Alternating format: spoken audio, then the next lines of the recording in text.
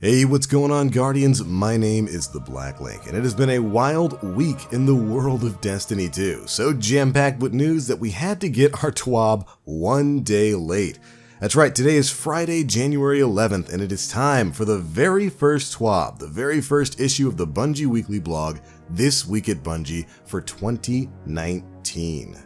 And this one, Guardians, is going to be mainly about some upcoming sandbox changes. We've got plenty of super changes coming down the pipeline, including some pretty big buffs to some of the classic Year 1 supers that have been feeling a little bit lackluster since Forsaken dropped. Let's go ahead and dive on in.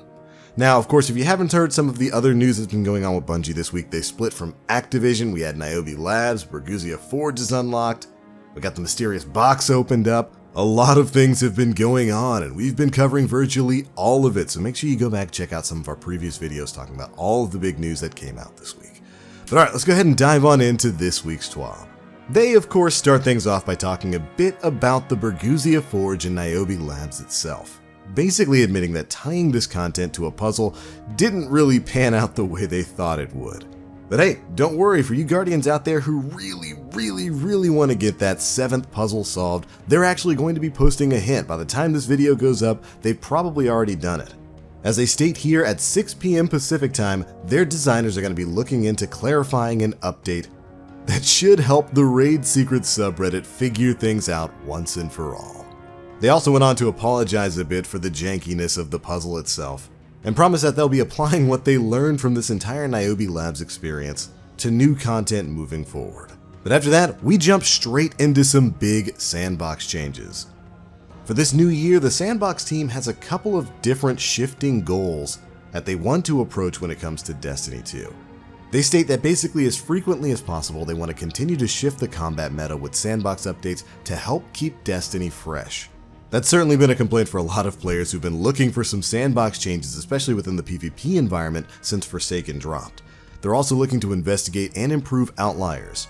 You know, those underperformers in terms of popularity or effectiveness, to keep all of your given sandbox options feeling like a relevant and effective choice. I love this. That's a good way to phrase this. There are clearly some weapons that are doing really well right now. Looking at you, Jotun.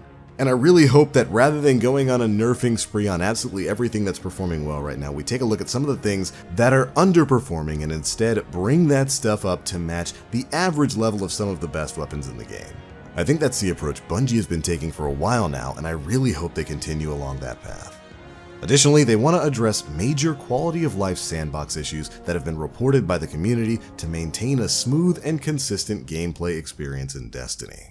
And that's really going to be the goal of the upcoming 2.1.4 update scheduled for release on January 29th. In that specific update, their goal is to look at supers holistically across the board, bringing up damage where they underperform, fixing some major pain points, and adding new functionality where inspiration struck. That's right, Guardians, it's finally time to hear about some of the big changes that are coming to some of those old supers. So, let's dive right in and see exactly which supers got a bump. First up, we've got some damage increases coming to Golden Gun for both the 3-shot and 6-shooter variants, Shadow Shot with the Mobius Quiver, the Arc Staff Super, Burning Maul, Hammer of Saul using the Code of the Siegebreaker, Fist of Havoc, Sentinel Shield, Nova Bomb for both Cataclysm and Vortex, and finally, Daybreak. All of those supers are going to be getting damage increases across the board, and they go on into better detail in just a bit. But we are getting a small damage nerf to certain supers out there, certain overperforming supers. Blade Barrage and Nova Warp are going to be seeing a damage nerf when update 2.1.4 goes into effect. Let's dive into the nitty gritty here. Here's the changes coming for Hunters. For Golden Gun, 6-shooter kills now return a bullet. That's an incredible change on its own. If you're using the 6-shooter path for Golden Gun, getting kills is going to return 1 bullet to your Golden Gun, meaning you can probably just keep firing as long as you're getting kills for the duration of that super. It doesn't mean you're going to have infinite super. It just means that as long as you're getting kills, you're still going to be able to fire until that super timer runs out. You've got like 10 seconds or so. That's an incredible change on its own for both PvP and PvE. And with the damage increase that this is getting as well, 6-shooter is going to be amazing when this goes into effect. Additionally, the super regen for Practice Makes Perfect has been increased, which means if you use the other tree, you'll be getting even more super energy back. Next up, we've got the changes for Blade Barrage. The damage is now heavily weighed on the delayed explosion instead of the knife impact, but Blade Barrage now deals self-damage if the knives explode too close. As a Warlock, I have to say it feels good to finally have another class that can blow themselves up with their super. They've also fixed a bug where the knives would track allies, costing you some hits sometimes.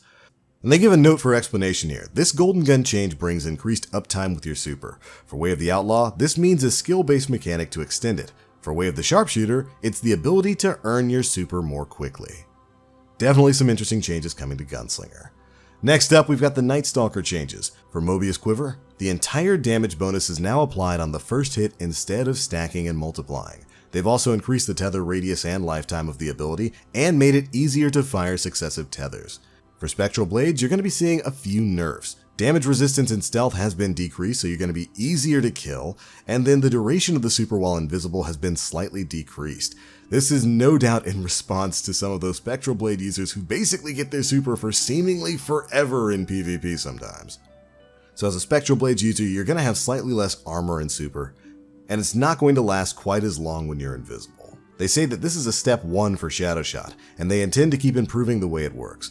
But for this pass, they focused on the Mobius Quiver's quality of life, matching some buffs with some nerfs. Interesting change. Next up for Arcstrider. Super damage is now more heavily weighed towards the heavy palm strike attack, and no attack damage has been reduced overall, but much of the added damage for the super has now gone into the heavy attack. They've also changed it so that the lethal current bonus damage has been increased, a bit more of a focus on the heavy attack there and the combo attacks with Arcstrider. And a nice buff to lethal current, not bad. Moving on to Titans. For Sunbreakers, they've doubled the damage of the burn on enemies with sunspots, and for Sun Warrior, the buff length has been increased from 3 seconds to 5 seconds, and now increases all outgoing damage. Previously with Sun Warrior, passing through a sunspot that you drop caused your solar abilities to recharge faster and your super to last longer, so now that effect has been buffed from 3 seconds to 5 seconds. And it's got the added benefit of buffing all outgoing damage. Incredible change there. And finally, for Burning Maul, the slam radius has been increased, and the Slamfire Tornado has improved homing. You'll be able to track people a little bit better with it. Moving on to Sentinel, super damage is now more heavily weighed on the heavy shield charge attack. No damage, of course, was reduced, but much of the added damage for the super went into the heavy attack, just like with Arcstrider. Finally, for Striker, with the Terminal Velocity perk, there are now 3 tiers of hang time. The amount of hang time for each tier has been reworked, and each tier of hang time now causes 4 damaging shocks instead of 3. That's a slight buff, and the damage for the hang time bonus has been significantly increased. Pretty big buff for the Terminal Velocity perk there. Next up for Trample, the light shoulder attack super costs have been reduced by 85%. And Trample can now trigger every half a second, which is down from every 1 second. That's a huge buff to Trample.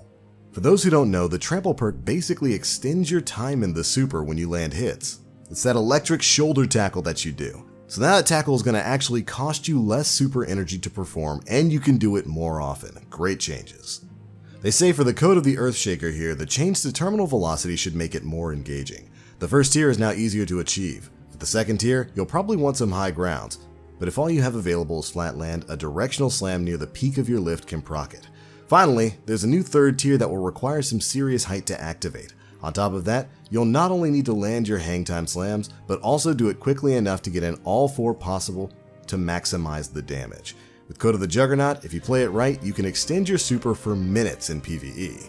I know this sounds crazy, but it takes foresight and strategic choices.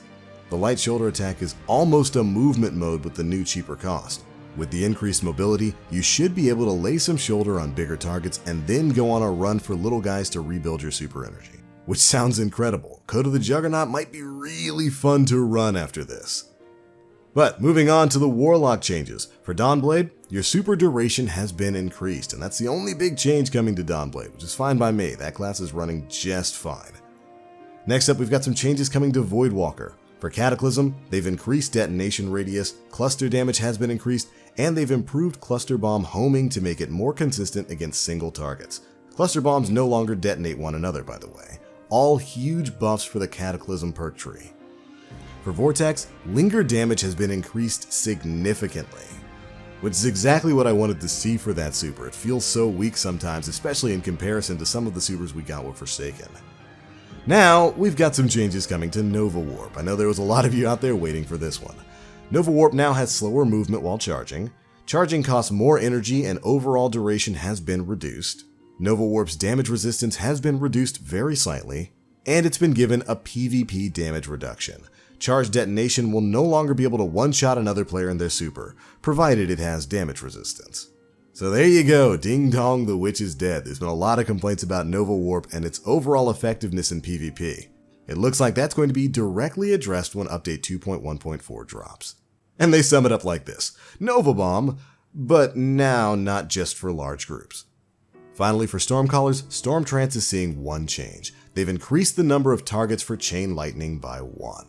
But there we go, Guardians. Those are the super changes that you can expect to see towards the end of the month when update 2.1.4 drops on January 29th. Some really big stuff in there. And I'm super excited to see some of the big changes coming to the original supers. Cannot wait to see how they stack up now.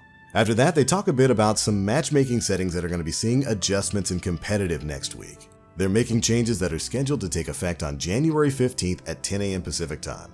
And these changes to parameters will hopefully make it so that the opponents you find in competitive matchmaking will be a bit closer to your overall glory rank. This is definitely another huge topic of conversation in the community right now, so I'm glad to see they're doing something about the matchmaking in competitive.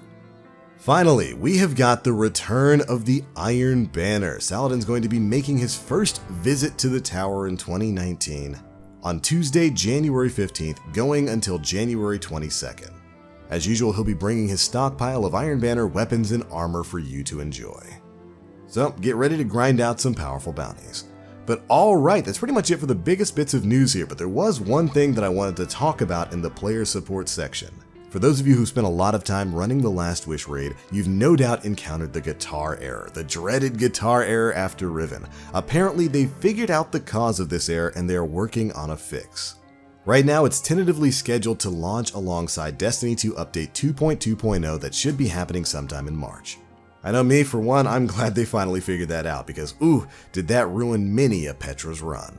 But alright, Guardians, that's pretty much it for all the biggest bits of information contained within this week's issue of the Bungie Weekly blog, This Week at Bungie. This one may be coming a day late, but it's chock full of stuff I know a lot of people wanted to hear. I'm really excited for some of those super changes. I haven't really had a reason to get off of Nova Warp and PvP on my Warlock in quite a while, but I cannot wait to go in there, maybe try Dawnblade again and see the increased super duration. And I'm really happy to see that Nova Bomb also got some pretty big buffs. But alright, Guardians, that's it for the news. Those are my thoughts. Be sure to leave me yours down in the comment section below. How do you feel about these sandbox changes? Did they cover some of the things you were looking for? What else do you think needs to be done? Be sure to let us know down in the comment section below. If you enjoyed the video, feel free to drop a like, make sure you subscribe, and hit that notification bell to stay up to date with all the latest stuff we're putting out. But alright, Guardians, that is going to be it for this one. Thank you all so much for watching, and as always, I am the Black Link. You Guardians, stay frosty.